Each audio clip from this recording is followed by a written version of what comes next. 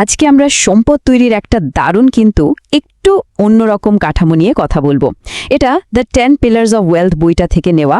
আর এই ফ্রেমওয়ার্কটা কিন্তু টাকা পয়সা জমানোর ব্যাপারে আমাদের চেনা জানা অনেক ধারণাকেই সরাসরি চ্যালেঞ্জ করে বসে। তো শুরুতেই একটা প্রশ্ন করি, কেমন? আচ্ছা, আমরা যে ৯টা-৫টা চাকরিকে জীবনের সবচেয়ে সেফ বা নিরাপদ একটা জায়গা বলে মনে করি, সেটাই কি আসলে ধনী হওয়ার পথের সবচেয়ে বড় রিস্ক? হ্যাঁ, শুনতে অবাক লাগলেও এই বইয়ের মূল যুক্তি কিন্তু ঠিক এটাই। ব্যাপারটা হলো, এখানে মূলত দুটো পথের মধ্যে একটা পরিষ্কার ভাগ দেখানো হয়েছে।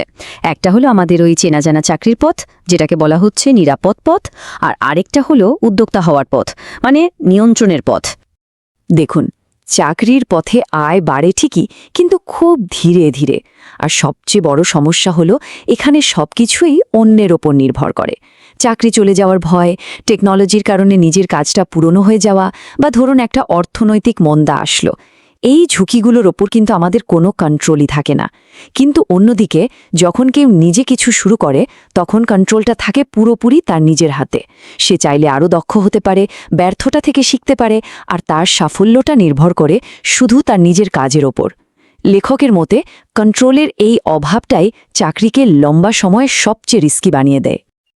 আচ্ছা, তো চলুন এবার এই পুরো কাঠামোর ফাউন্ডেশন বা ভিত্তিটা নিয়ে কথা বলি। আর সেটা হলো একটা শক্তিশালী মাইন্ডসেট বা মানসিকতা। কারণ আসল খেলাটা তো শুরু হয় নিজের ভেতর থেকেই, তাই না? এই উক্তিটা একবার দেখুন। বলা হচ্ছে, কেউ যখন ধনী হতে চায়, সে আসলে এই দুনিয়ার ৯৯% মানুষের চেয়ে টাকা কামানোর খেলায় আরও ভালো হওয়ার চ্যালেঞ্জটা নিচ্ছে।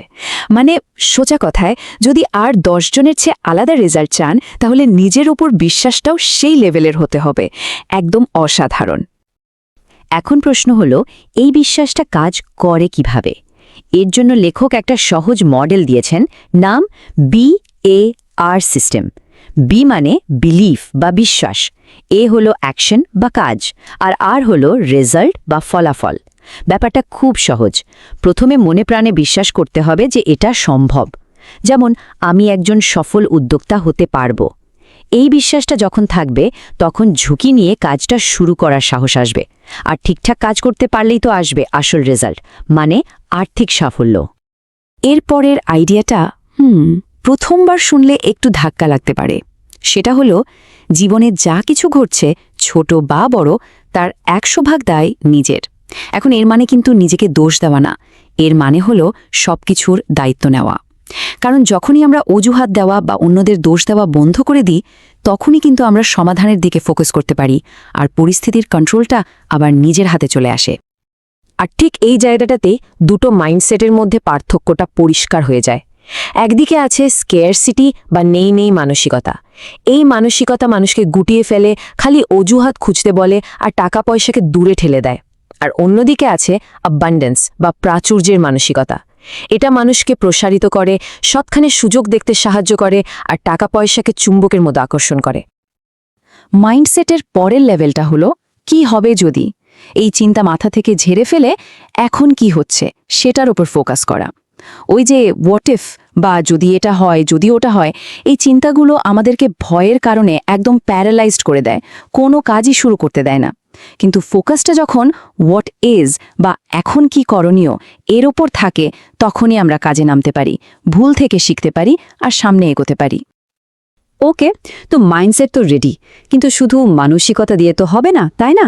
এবার দরকার একটা ক্লিয়ার ব্লুপ্রিন্ট বা একটা কাজের প্ল্যান, যেটা শুধু স্বপ্ন দেখাবে না, স্বপ্নটাকে বাস্তবে নিয়ে আসতেও সাহায্য করবে।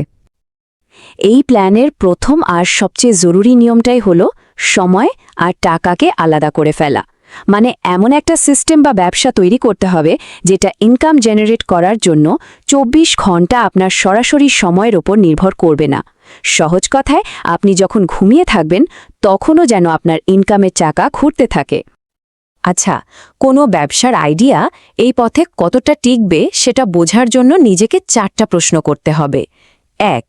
আমি যখন থাকব না, তখনও কি এটা টাকা আয় করতে পারবে? ২. পুরো প্রসেসটা কি অটোমেটিক করা সম্ভব, বা অন্য কাউকে দিয়ে চালানো সম্ভব? ৩. আমি কি অন্য কাউকে শিখিয়ে পড়িয়ে এটা চালানোর দায়িত্ব দিতে পারবো? আর ৪. আমার নিজের সময় বেশি না দিয়েই কি সেলস বাড়ানো সম্ভব? ধরুন কারোর লক্ষ্য বছরে $6 লাখ ইনকাম করা। এটা শুনলেই তো মনে হয় বিশাল একটা পাহাড়। কিন্তু এই পাহাড়ে ওঠার রাস্তাটা সহজ হয়ে যায় যদি আমরা পুরো পথটাকে ছোট ছোট ধাপে ভেঙে নিই। যেমন প্রথমে বড় লক্ষ্যটাকে কয়েকটা বড় প্রজেক্টে ভাগ করা হলো, ধরা যাক একটা ব্র্যান্ড তৈরি করা। এরপর সেই প্রজেক্টগুলোকে আরও ছোট, একদম সাধারণ কাজে ভাগ করা হলো, যেমন ব্যাপারটা নিয়ে গুগলে সার্চ করা বা একজন ম্যানুফ্যাকচারারকে ফোন দেয়া। ব্যাস, তখন আর বড় লক্ষ্যটাকে অত ভয়ঙ্কর মনে হয় না। এর পরের নিয়মটা খুবই সহজ কিন্তু অসম্ভব পাওয়ারফুল, আর সেটা হলো শুধু সেই কাজটার উপর ফোকাস করুন যেটা করলে পকেটে সরাসরি টাকা আসে। বাকি সব অপ্রয়োজনীয় কাজ বাদ। সমস্ত এনার্জি আর সময় দিতে হবে শুধু ওই একটা কাজেই। এই চার্টটা দেখলেই ব্যাপারটা একদম পরিষ্কার হয়ে যাবে। অ্যামি নামের একজন তার এজেন্সির জন্য ওয়েবসাইট বানানো, রিসার্চ করা, এইসব প্রস্তুতিমূলক কাজে 80 ঘন্টা সময় দিয়েছে। Result $0 income. অথচ ক্লায়েন্ট ধরা, তাদের সাথে মিটিং করা, এইসব কাজে সময় দিয়েছে মাত্র 20 ঘন্টা, আর তাতে ইনকাম করেছে $10,000। মানে ব্যস্ত থাকা আর টাকা ইনকাম করার মতো কাজ করার মধ্যে যে আকাশ পাতাল তফাৎ, সেটা এখানে একদম স্পষ্ট। ওকে, তো আমরা মাইন্ডসেট আর অ্যাকশন প্ল্যান নিয়ে কথা বললাম। এবার আসা যাক 3 নম্বর আর শেষ অংশে, আর সেটা হলো মানুষ। কারণ যে কোনো ব্যবসার আসল ইঞ্জিন কিন্তু মানুষ আর তাদের সাথে সম্পর্ক। এই ফ্রেমওয়ার্ক অনুযায়ী টাকা জিনিসটা আসলে কি? ভাবলে দেখবেন টাকা হলো মানুষের মধ্যে পাওয়ার বা ক্ষমতার একটা আদান প্রদান। এর কিন্তু নিজে থেকে কোনো দাম নেই। এর দাম তৈরি হয় আমাদের সবার কালেকটিভ বিশ্বাস থেকে। আমরা বিশ্বাস করি বলেই এটার দাম আছে। তাই মানুষকে বোঝাকাই আসলে ধনী হওয়ার অন্যতম বড় একটা চাবিকাঠি।